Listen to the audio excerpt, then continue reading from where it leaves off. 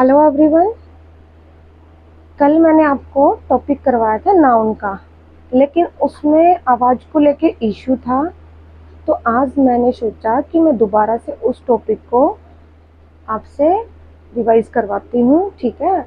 तो कल मैंने शुरू करवाया था कि व्हाट इज़ अ नाउन, जिसको हम हिंदी में बोलते हैं संज्ञा। इंग्लिश में सबको प्रॉब्लम रहती है कि हमें बेसिक नहीं आता, तो बेसिक सीखने का सबसे अच्छा तरीका यही है कि हम स्टार्टिंग से, अगर हम सीढ़ियाँ भी चढ़ते हैं तो सबसे नीचे वाली सबसे पहले चढ़नी होती है। तो हमें क्या करना पड़ेगा, तो सबसे पहली सीढ़ी चढ़नी पड़ेगी। तो सबसे पहली सीढ़ी हमारी नाउन की, व्हाट इज अ नाउन। हमें नाउन समझना पड़ेगा कि नाउन होता क्या है, ठीक है। तो आज हम शुरू करते हैं, व्हाट इज अ नाउन। देखो नाम से पता चल रहा है कि नाउन का मतलब किसी का भी नाम, जो हिंदी में बोला जाता है संज्ञा। क्या बोला जाता है? संज्ञा। तो मेरे प्यारे बच्चों, मैं आपको बता देती हूँ कि अगर आप सेकंड क्लास में हो, या फिर आप 8th में हो, या फिर आप 10th में हो, या फिर आप 12th में हो, सबके लिए ये टॉपिक एसेंशियल है। आगे आपके कॉम्पिटिटिव एग्ज़ाम के लिए अगर आपको बेस से जानना है किसी भी चीज़ को, तब तक हम उसके अंदर का नहीं जानेंगे तो हम बाहर का कैप्चर नहीं कर पाएंगे। तो इसलिए हमें स्टार्टिंग करनी पड़ेगी बिल्कुल लिटिल बेस से, ठीक है। तो हम यहाँ से शुरू कर रहे हैं कि व्हाट इज़ अ नाउन। तो नाउन होता क्या है, आज मैं शुरू करती हूँ। आप अपनी फेयर कॉपी में साथ के साथ नोट करिए, ठीक है। और मेरे साथ जैसे आप क्लास में रिवाइज करते हो, क्लास में चीज़ों को याद करते हो, ऐसे ही आपको यहाँ पे रिवाइज करना है चीज़ों को, ठीक है। तो नाउन होता है किसी का भी नाम। मान लीजिए आपके घर में चीज़ों के, हर चीज़ों के नाम है, ठीक है। जैसे आपके मम्मी चीज़ों को लेके चले तो आपके टेबल, अब आप उसको लकड़ी का तो नहीं बोलोगे ना, आप सीधा उसको टेबल बोलोगे, बेड बोलोगे, ठीक है। ऐसे बहुत सारी चीज़ें हैं, ठीक है। नॉन लिविंग थिंग्स आप बोलते हो, जैसे आपके मम्मी का नाम, आपके पापा का नाम, आपके दोस्तों के नाम, ठीक है। अब आप जहाँ पे रह रहे हो वहाँ का नाम, ठीक है। आपका स्कूल कहाँ पे है वहाँ का नाम, आपके रिश्तेदार कहाँ रह रहे हैं उस जगह का नाम, ठीक है। तो किसी भी जगह का नाम, ठीक है, किसी भी आदमी का नाम, किसी भी वस्तु का नाम, सब चीज़ों के नाम को हम नाउन कहते हैं। क्या कहते हैं? नाउन, ठीक है। तो अब इसकी डेफिनेशन हम इंग्लिश में करते हैं, क्योंकि कई बार कोई क्वेश्चन करता है कि व्हाट इज अ नाउन, तो हम बता नहीं पाते हैं, ठीक है।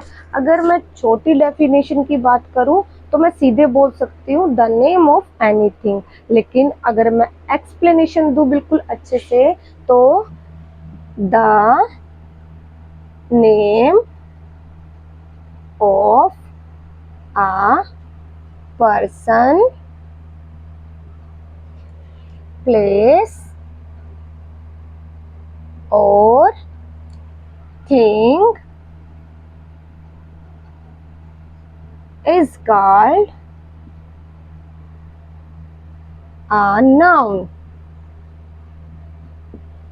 अब यहाँ पे हम समझते हैं कि ये मैंने लिखा क्या है, the name of a person, place or thing is called a noun।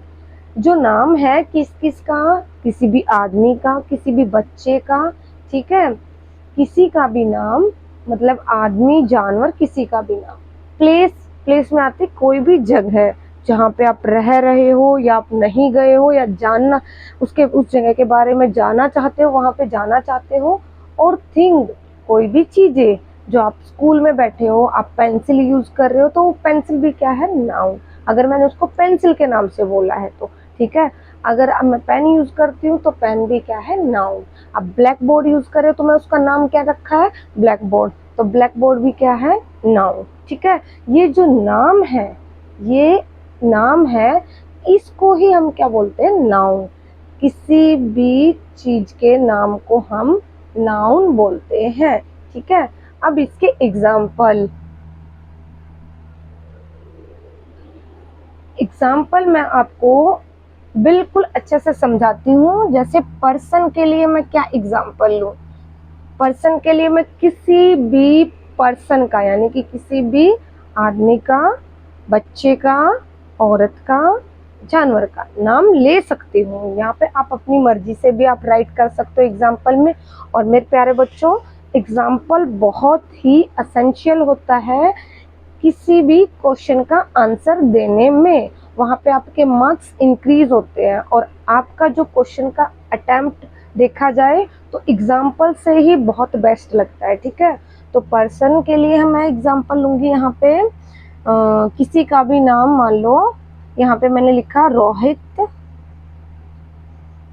सुमन। आप अपने दोस्त का लिख सकते हो, अपनी सिस्टर का, अपने ब्रदर का, किसी का भी लिख सकते हो, एक्सेट्रा। एक्सेट्रा का यहाँ पे मतलब होता है ETC एक्सेट्रा। इसका मतलब होता है कि इसके अलावा बहुत सारे आप लिख सकते हो, जितनी आपकी मर्जी हो। ठीक है, अब प्लेस के लिए एग्जाम्पल लेंगे हम। किसी भी जगह का एग्जाम्पल लो, किसी भी जगह का, जैसे रोहतक। ठीक है, जैसे भिवानी।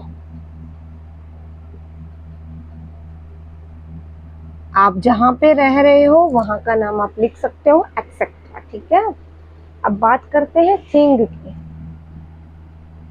तो थिंग के लिए एग्जाम्पल लेंगे हम। कोई भी चीज आप यूज करते हो, पेन, ब्लैक बोर्ड भी लिख सकते हो, बुक भी लिख सकते हो, बैग भी लिख सकते हो, everything what do you want, etcetera. तो ये था मेरे प्यारे बच्चों कि जो मैंने कल करवाया था उसको लेके आवाज का कुछ इशू था, तो आज मैंने सोचा कि मैं दोबारा से रिवाइज करवाऊं। ठीक है, ताकि हम अच्छी शुरुआत करें। ठीक है, थोड़ी सी लेकिन अच्छी सी शुरुआत करें। तो what is a noun? Noun क्या होता है? आप तब भी करो तो कॉपी पेन साथ में लेकर बैठो। ठीक है, साथ की साथ आप इन चीजों को लिखो और जब मैं बोलूं तो मेरे साथ साथ बार बार इसको रिवाइज करो।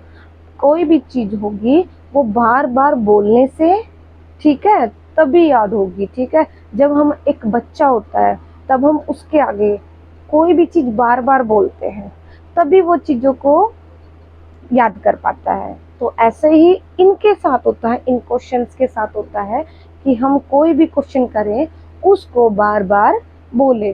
तो आपके लिए इजी वे है, तब मैं बोलूं तो आप मेरे बाद तुरंत बोलो। ठीक है, the name of a person, place or thing is called a noun।